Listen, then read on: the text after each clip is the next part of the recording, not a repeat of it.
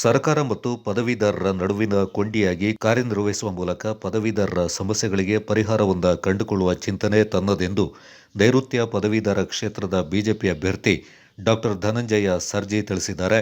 ಮಡಿಕೇರಿ ನಗರದ ಜಿಲ್ಲಾ ಬಿಜೆಪಿ ಕಚೇರಿಯಲ್ಲಿ ಸುದ್ದಿಗೋಷ್ಠಿಯಲ್ಲಿ ಮಾತನಾಡಿದ ಅವರು, ವೈದ್ಯಕೀಯ ಕ್ಷೇತ್ರದಲ್ಲಿ ಗುರುತಿಸಿಕೊಂಡಿರುವ ತಾನು ಪದವೀಧರರ ಕ್ಷೇತ್ರದ ಚುನಾವಣೆಯಲ್ಲಿ ಸ್ಪರ್ಧೆಗಿಳಿದಿದ್ದೇನೆ. ರಾಜಕೀಯ ಪಾವಿತ್ರ್ಯತೆಯನ್ನು ಉಳಿಸಿಕೊಳ್ಳುವುದು ತನ್ನ ಬದ್ಧತೆಯಾಗಿದೆ ಎಂದರು. ಈ ನೈಋತ್ಯ ಪದವೀಧರ ಕ್ಷೇತ್ರ ಈ ಜೂನ್ ತಿಂಗಳ 3ನೇ ತಾರೀಕು ನಡೆಯಲಿರುವ ಈ ಚುನಾವಣೆಯಲ್ಲಿ ಭಾರತೀಯ ಜನತಾ ಪಾರ್ಟಿಯ ಅಭ್ಯರ್ಥಿಯಾಗಿ ನನಗೆ ಅವಕಾಶ ಕೊಟ್ಟಿರೋದು. ಈ ನಿಟ್ಟಿನಲ್ಲಿ ಪಕ್ಷದ ಎಲ್ಲ ಹಿರಿಯರಿಗೆ ಮತ್ತು ಸಂಘಟನೆಯ ಮುಖಂಡರಿಗೆ, ಹಿರಿಯರಿಗೆ ಅನಂತ ಧನ್ಯವಾದಗಳನ್ನು ಈ ಸಮಯದಲ್ಲಿ ತಿಳಿಸ್ತೇನೆ. ನೈಋತ್ಯ ಪದವೀಧರ ಕ್ಷೇತ್ರ ಬಹಳ ವಿಶೇಷವಾಗಿ 5 ಜಿಲ್ಲೆಯನ್ನೊಳಗೊಂಡಂಥ ಕ್ಷೇತ್ರ. ಕೊಡಗು ಜಿಲ್ಲೆ, ಮಂಗಳೂರು, ಉಡುಪಿ, ಚಿಕ್ಕಮಗಳೂರು, ಶಿವಮೊಗ್ಗ ಮತ್ತು ದಾವಣಗೆರೆಯ ಹೊನ್ನಾಳಿ ಮತ್ತು ಚನ್ನಗಿರಿಯನ್ನು ಒಳಗೊಂಡಂಥ ಕ್ಷೇತ್ರ. ಈ ಕ್ಷೇತ್ರದಲ್ಲಿ 14 ಮೆಡಿಕಲ್ ಕಾಲೇಜು, 30 ಇಂಜಿನಿಯರಿಂಗ್ ಕಾಲೇಜು, 100ಕ್ಕಿಂತ ಹೆಚ್ಚು ದೊಡ್ಡ ಎಜುಕೇಷನ್ ಇನ್ಸ್ಟಿಟ್ಯೂಷನ್ಸ್ ಇರುವಂತಹ ಕ್ಷೇತ್ರ. ಕರ್ನಾಟಕ ರಾಜ್ಯದಲ್ಲಿ ಒಟ್ಟು 2 ಲಕ್ಷ ಪದವೀಧರರು, ಮಹಿಳೆಯ ಪದವೀಧರರು ಬರ್ತಾ ಇದ್ದಾರೆ ಒಂದು ವರ್ಷಕ್ಕೆ. ಅದೇ ರೀತಿ 1,70,000 ಪುರುಷರು ಪದವೀಧರರಾಗಿ ಬರ್ತಾ ಇದ್ದಾರೆ.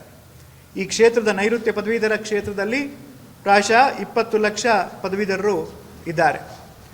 ಈ ಪದವೀಧರ ಏನು ಸಮಸ್ಯೆಗಳಿದೆಯೋ ಅವರಿಗೆ ಧ್ವನಿಯಾಗಿ ಖಂಡಿತವಾಗಿಯೂ ಮುಂದಿನ ವಿಧಾನ ಪರಿಷತ್ತಿನಲ್ಲಿ ಕೆಲಸವನ್ನು ಮಾಡ್ತೇನೆ.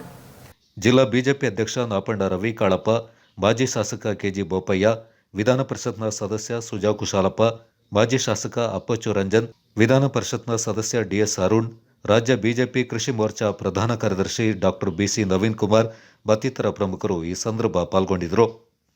ಸಾಮಾಜಿಕ ಕ್ಷೇತ್ರದಲ್ಲಿಯೂ ಸಾಕಷ್ಟು ಕೆಲಸ ಮಾಡಿದವರು, ಹಾಗೆ ವೈದ್ಯರಾಗಿ ತುಂಬ ಹೆಸರು ಮಾಡಿರುವಂಥವ್ರು. ಅವರಿಗೆ ಈ ರಾಜಕೀಯದ ಅವಶ್ಯಕತೆ ಇರಲಿಲ್ಲ.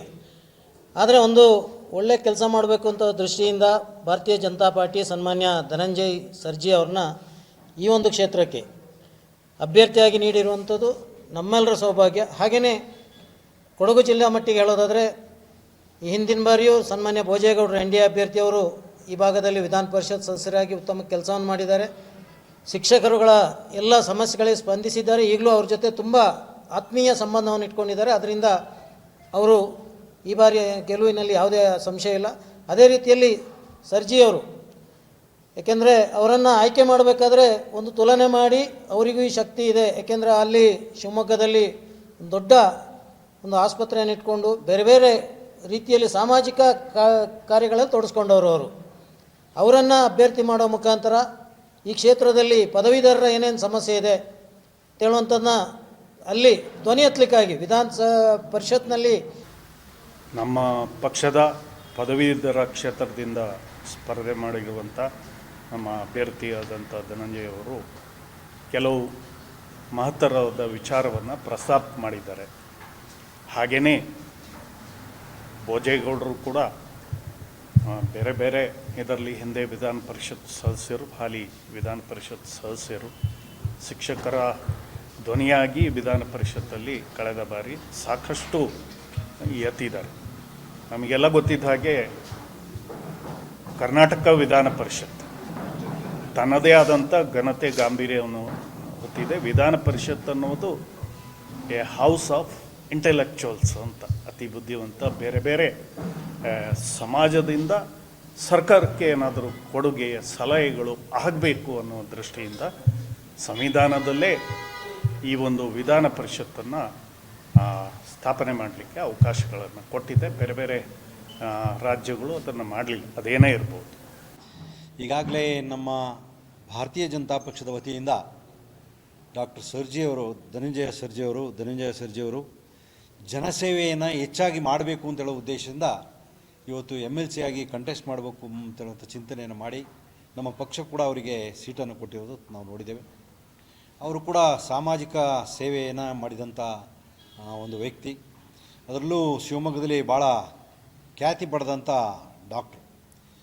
ಅವರು ಮುಂದಿನ ದಿನಗಳಲ್ಲಿ ನಮ್ಮ MLC ಆಗಿ ಆರಿಸಿ ಬಂದೇ ಬರ್ತಾರೆ.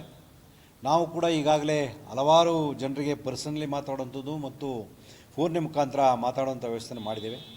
ಎಲ್ಲರೂ ಕೂಡ ಮಾತಾಡೋಂಥ ಸಂದರ್ಭದಲ್ಲಿ ಹೇಳ್ತಾರೆ, ನಾವು ಭಾರತೀಯ ಜನತಾ ಪಕ್ಷ ಬಿಟ್ಟು ಮೋದಿಜಿಯವ್ರನ್ನ ಬಿಟ್ಟು ನಾವು ಯಾರಿಗೂ ಕೂಡ ವೋಟ್ ಮಾಡೋದಿಲ್ಲ ಅಂತ ಹೇಳೋಂಥ ವಿಚಾರವನ್ನು ಕೂಡ ಹೇಳ್ತಾರೆ.